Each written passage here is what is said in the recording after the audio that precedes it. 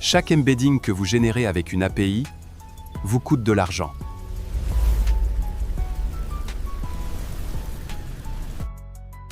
Mais avant de commencer, je vous remercie de bien vouloir laisser un like et de s'abonner pour nous soutenir. Laissez vos questions et suggestions dans un commentaire.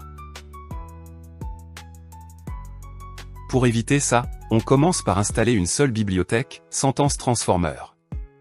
Ouvrez votre terminal et lancez pip install sentence transformer. Cette commande récupère aussi PyTorch et les outils Hugging Face, nécessaires pour exécuter un modèle de langage directement sur votre machine. C'est pour ça que l'installation prend quelques minutes, pas pour une mauvaise raison. Une fois terminé, vous avez tout ce qu'il faut pour générer des embeddings sans jamais recontacter une API externe. Maintenant que la bibliothèque est installée, on charge notre premier modèle, le Mini LM L6 V2. C'est un modèle compact, environ 22 millions de paramètres, mais entraîné spécifiquement pour comprendre le sens d'une phrase entière plutôt que des mots isolés. Tapez sentence transformée suivie du nom du modèle, puis exécutez print modèle pour vérifier qu'il s'est bien chargé. La première fois, Python télécharge environ 90 mégaoctets depuis Hugging Face Hub et les enregistre dans un dossier de cache sur votre disque. Ensuite, plus besoin d'internet, le modèle se charge instantanément depuis ce cache, prêt à transformer n'importe quelle phrase en vecteur. Le modèle est maintenant dans le cache, ce qui change la donne. On peut forcer une lecture purement locale avec local fill only à true.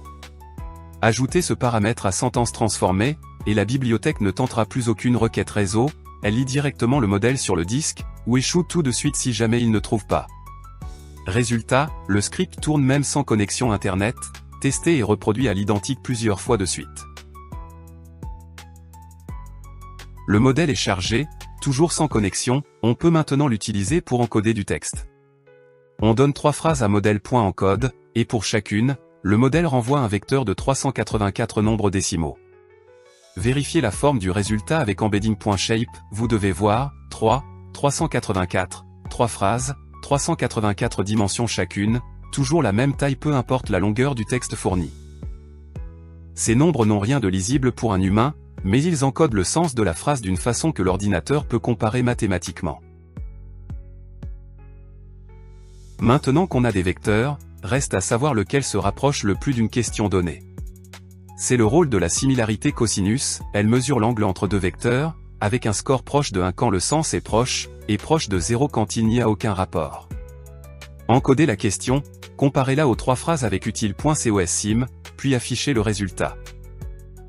Dans notre exemple, la phrase sur le chat obtient le meilleur score, celle sur le félin qui fait la sieste suit de près malgré des mots complètement différents, et la phrase sur la bourse reste plus basse, mais pas proche de 0, ce qui compte, c'est le classement, pas la valeur absolue.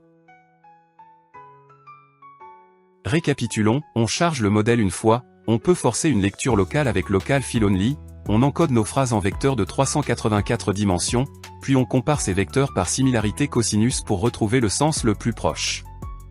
4 étapes, un seul script, et rien ne sort jamais de votre machine. Le compromis, c'est que le calcul tourne sur votre propre processeur, pour de très gros volumes, ça vaut le coup de comparer les temps avant de choisir entre local et API. Reste un problème. Où stocker des milliers de vecteurs?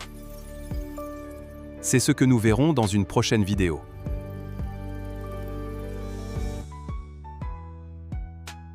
Abonnez-vous pour plus de contenu comme celui-ci.